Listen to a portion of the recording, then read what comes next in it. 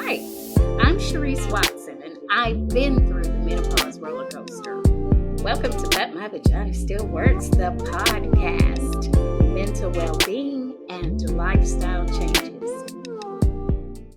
Hi, welcome to But My Vagina Still Works, the podcast, mental well-being and lifestyle changes. I can't tell you how many times we have tried to film this episode. We've had technical difficulty after technical difficulty. And finally, I decided to just travel to New York to do this podcast with the Menopause Warrior, Carla Alexander. And a lot of you probably recognize her if you follow me on TikTok. She comes on every Sunday with me, and we help women to transition easier through menopause. Now, we wanted to do this episode because there was a time when I felt that my efforts were in vain, and I really was feeling a little discouraged on this journey of trying to help women through But My Vagina Still Works.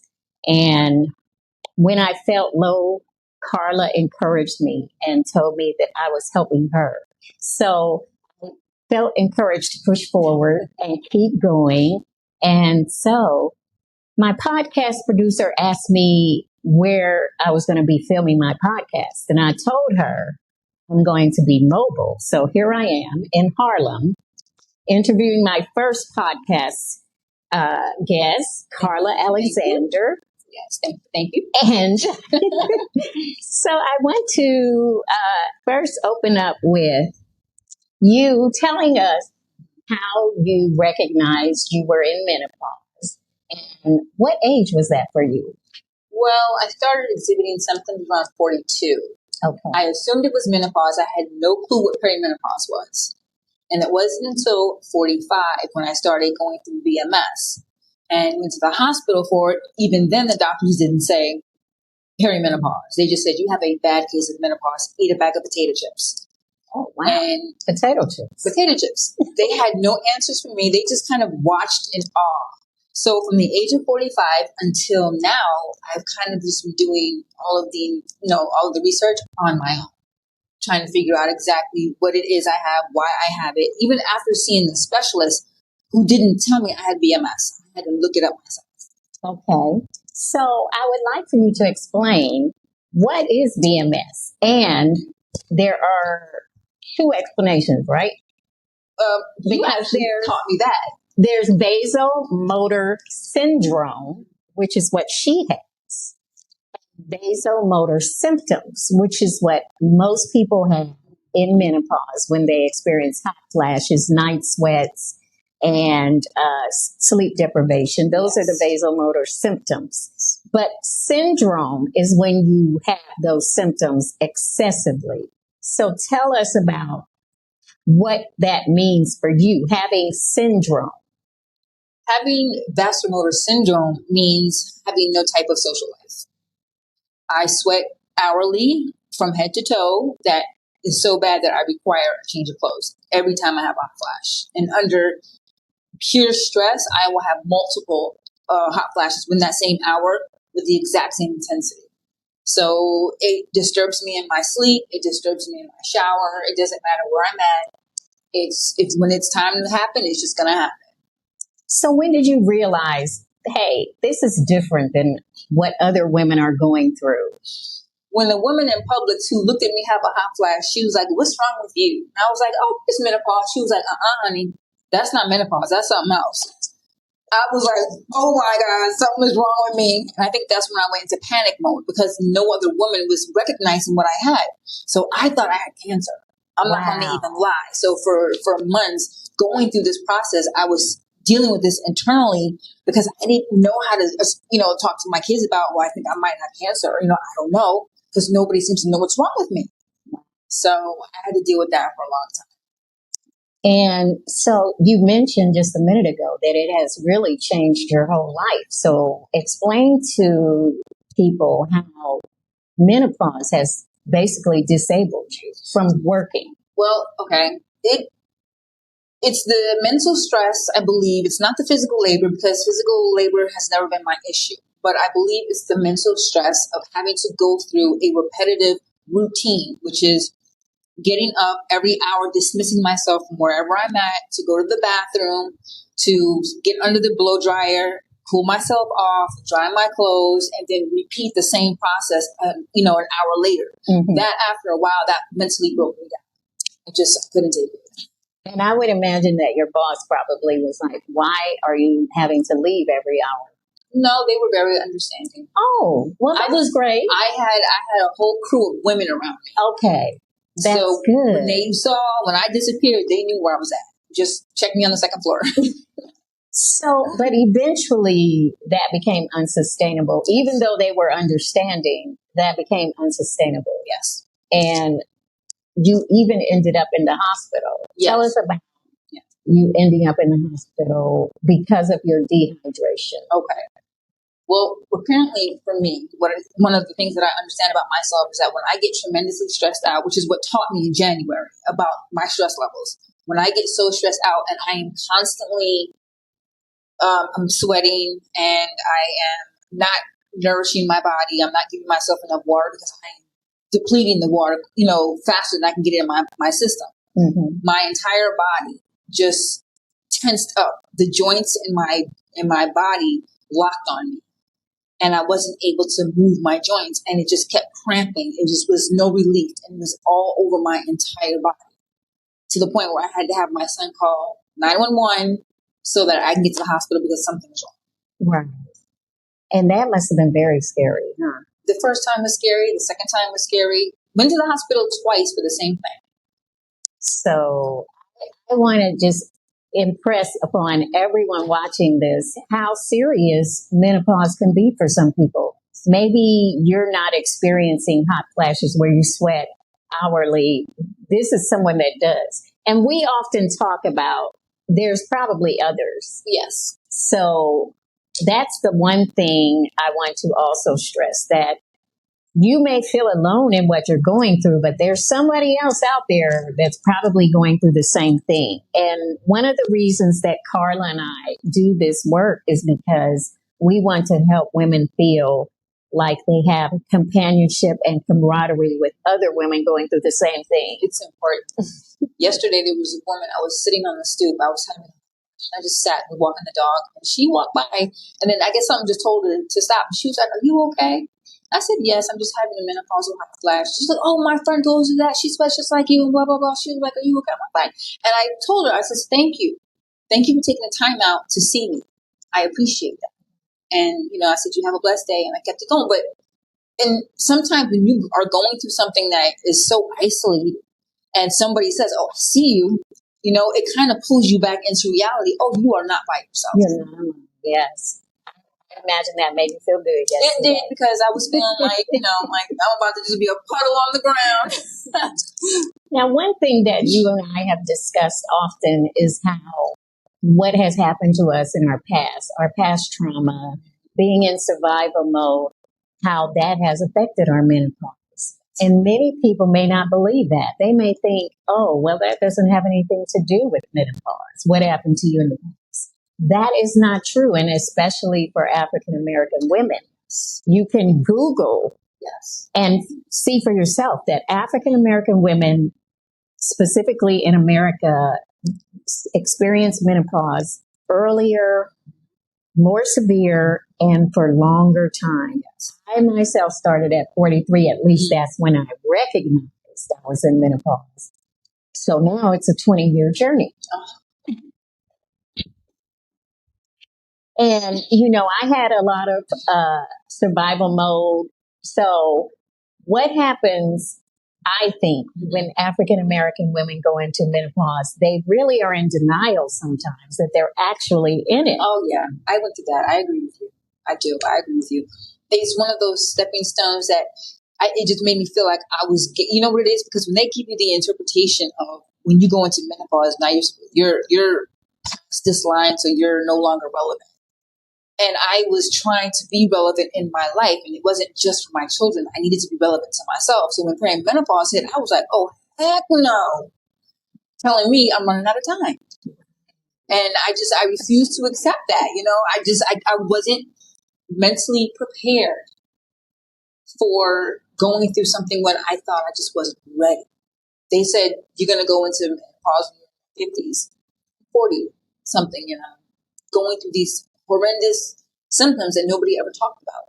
And I think that's what a lot of us go through. Yes. We start getting these symptoms and we don't know really what's going on. And because we're in our 40s, we think, oh, I'm way too young for this to be menopause. Yep. Because a lot of people look at menopause as a life-ending event or not necessarily death, but that, the best part of your life is gone. Basically. Girl, you're in the pasture. Right. Sit down. Death to our youth. And we're here to spoil that myth for everyone because we have a lot to do, even in our older age.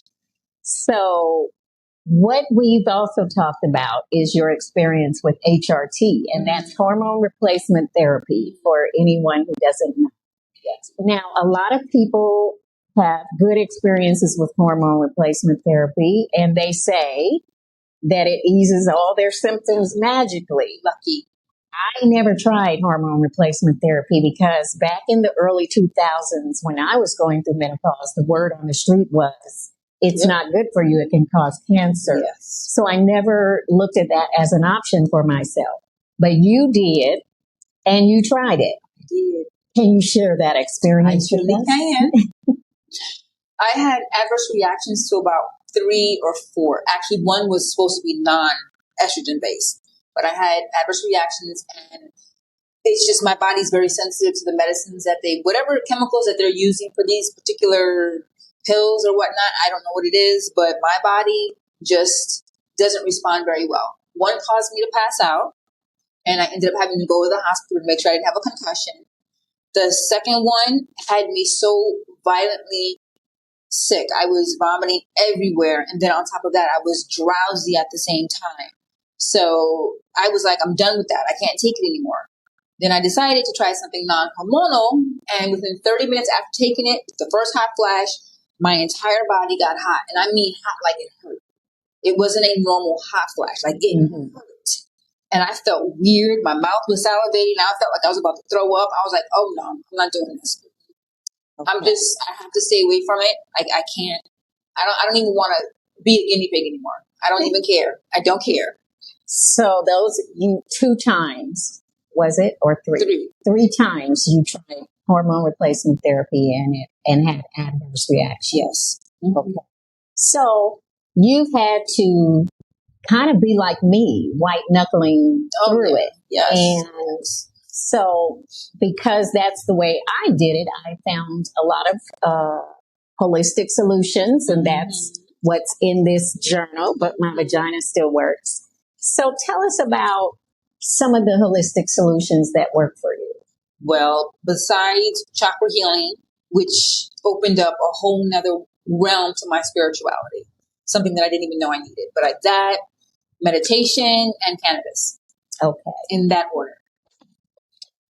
I think that's why we get along so well, because those are my 3 things too, along with exercise. Yes. Like I exercise, meditate, take my cannabinoids to make my endocannabinoid system work properly. Yes. And it helps me in all areas. And I drink a lot of water. I know you do. I have no choice. I have to.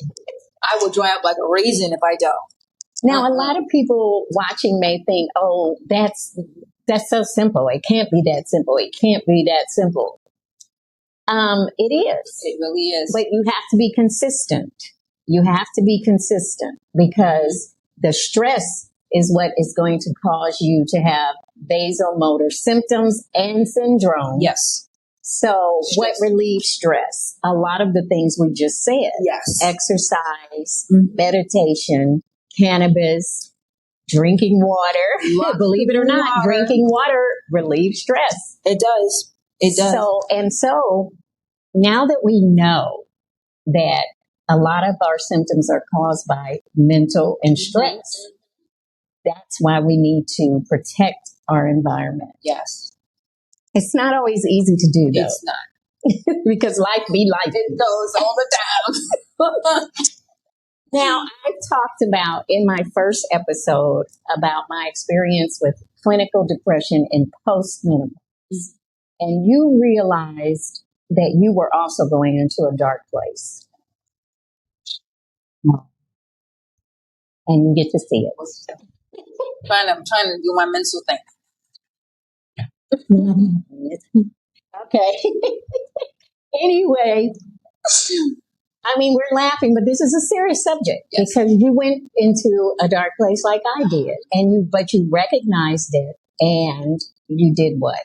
I did 3 days of shadow work to try to bring myself out of it, and then I went and got a job.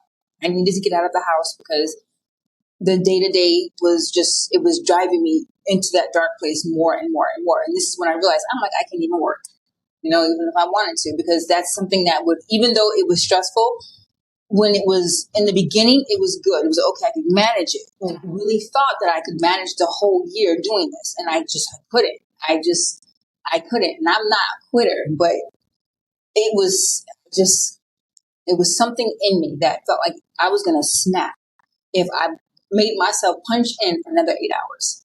I just couldn't do it. I used to sit in the locker room for my 8-hour shift by myself between the heater and the bathroom so that I didn't have to go out of the locker room unless there was a crowd of women. Then I would just go into the other bathroom. But that was my life, and I was miserable. Don't feel bad.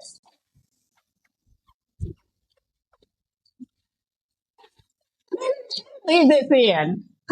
This is as raw as it's gonna get, girl. Now, oh wow! But this is what they need to see. Yeah, no one will believe it until they see it. I love you. Does that make you feel bad? Of course it does. Oh, it feels like labor. That's what it feels like. It feels like labor without the pain. That's what it feels like. Wow. It makes me sweat. I'm sweating. Yep. Sympathy. Oh, that's so sweet.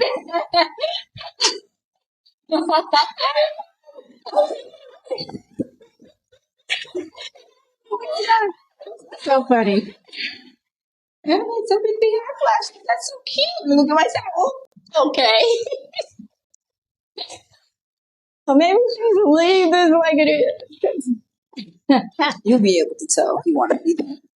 But what I was trying to get to though was you told me that you realized you were in a dark space and you went to therapy, right? Mm-hmm. So when I realized that I was in that depressed place, I too sought out professional help.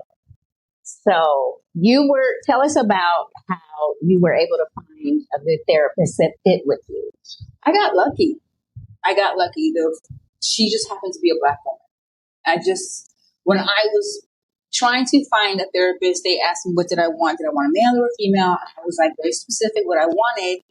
And they said they weren't really sure they'd be able to give me someone, because I actually wanted somebody who was going through menopause, but they were like, they didn't know if they had someone that older. So they ended up giving me a Black woman, which turns out very well because I fell in love with her from the first session. That's great. Yeah. Because that's very important. It is. And I've had 2 other therapists in the past. But I'm very glad that you found someone that you can gel with that works for you, because I encourage anybody that's going on this journey, that's in this menopause journey, if you're feeling like you're in a dark place, that's a serious thing. It is. And you should seek help. Definitely seek help from some type of professional to help you with that. But one thing that we both have found that helped us with our depression is cannabis.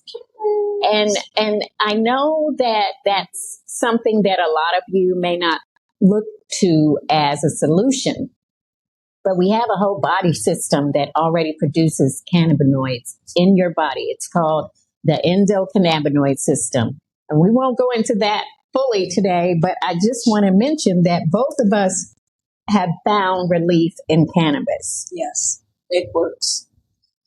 So I want to also ask you about, since you're not able to work outside of your home anymore. You had mentioned to me before about a business that you've become involved in. What's that?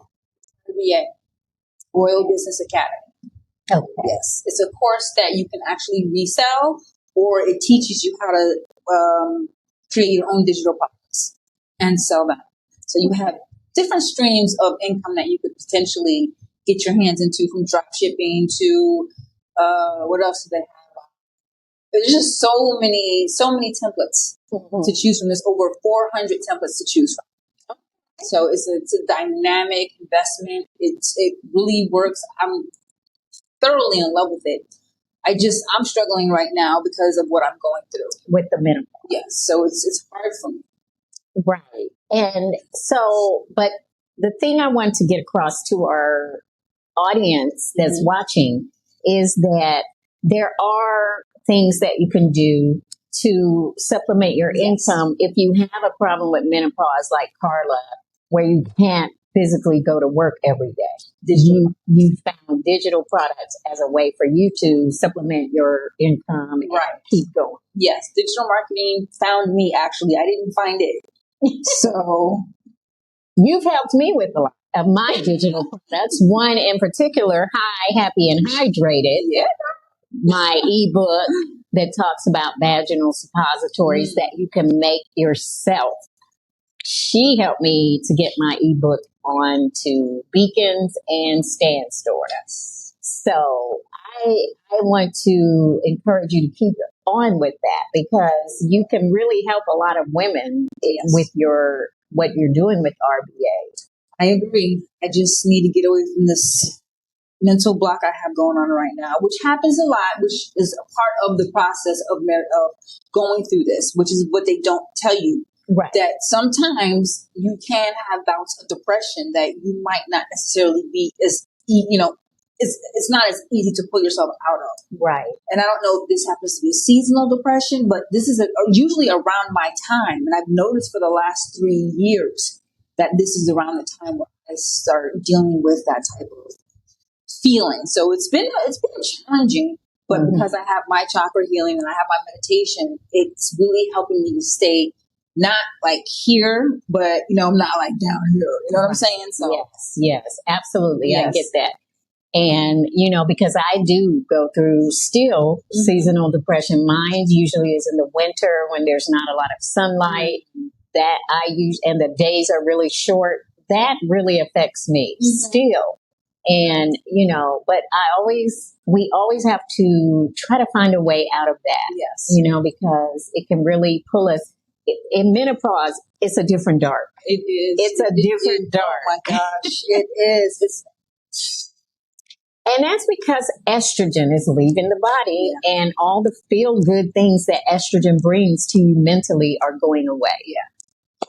You also mentioned to me about making your own products with cannabis that help you out. So where did you get a lot of the recipes and ideas that you use? YouTube. Okay. I love YouTube. YouTube for everything. Okay. So you learned about how to make candies and stuff. All from YouTube. Okay. Yes. That's where I learned how to decarb cannabis to make tinctures and other things like that. Well, I mean, as a pastry chef, it's fun to be able to incorporate something like that into a sweet dessert, because it's just fun, and it helps to introduce low doses to people who don't want to necessarily deal with the herb itself, but might want a little bit of the benefit. So putting it in something that they can eat is also beneficial. You also made body butters and stuff? Yes. With the cannabis or not? Not with the cannabis. I've made a body oil with cannabis. Oh. I had given it to my son's ex-girlfriend's mother because she had bad knees. And she was singing that she would put the oil on her knees, and 2 hours later, she could get up and move around. Wow. So I ran out, then we had a falling out and I haven't made any sense. But I know it works because I've looked it up. I've done the research like you have. I know what it does for hair. I know what it does for inflammation. Mm-hmm. You know, it's not just a feel good herb. I mean, it really does a lot of, you know, good to the body in itself. Inflammation is something that really goes haywire in menopause. That's why you get all the joint pain. Yes. Oh. And so controlling inflammation is really important in peri and postmenopause. Yes. And cannabis helps you control inflammation along with other things like ginger, phytoestrogen-based foods, ginger, turmeric. Yep. So there's plenty of holistic ways to deal with menopause. It is. That work. It is.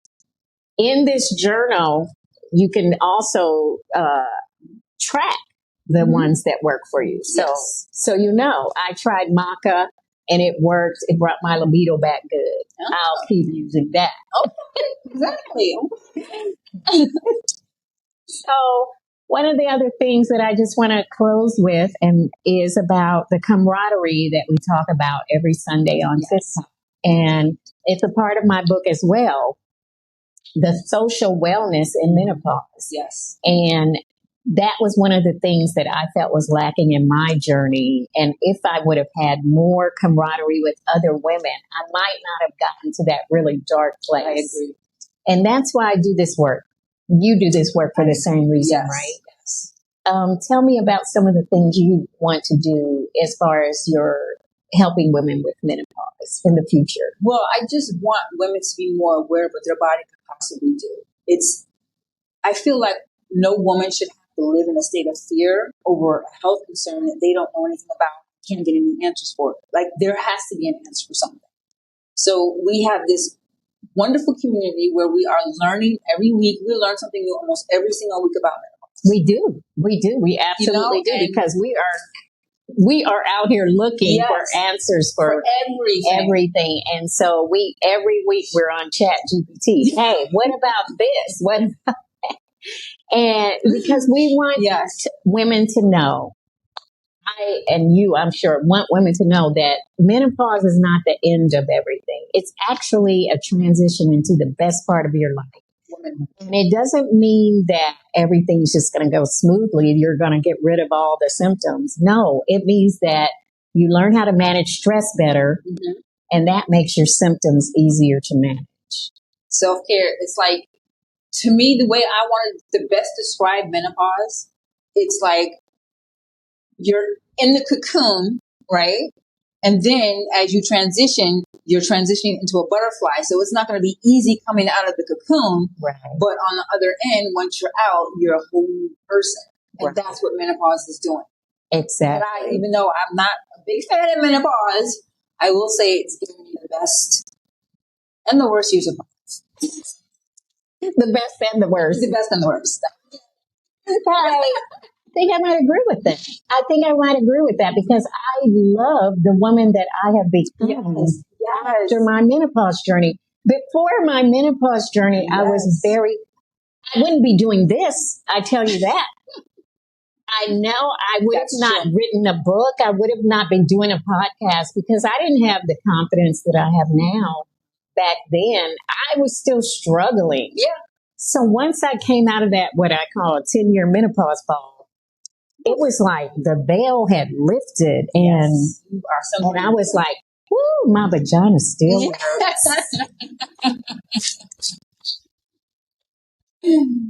We're not just surviving menopause, we're reclaiming ourselves. And sometimes the sister behind you is the reminder you need that you are still here and you are still needed. Yes. And you're still loved. Thank you for joining But My Vagina Still Works, the podcast. On this episode, please be sure to subscribe and share this podcast with a sister friend. Thanks for tuning in to But My Vagina Still Works, the podcast, mental well-being and lifestyle changes. If you enjoyed today's episode, be sure to subscribe, share, and leave a review. Also, don't forget to pick up a copy of But My Vagina Still Works. You can get it from Amazon and in ebook form on Beacons AI. And join the Menopause Warriors every Sunday at 9:30 a.m. on TikTok Live. Be sure to subscribe to our podcast because everything is greater later.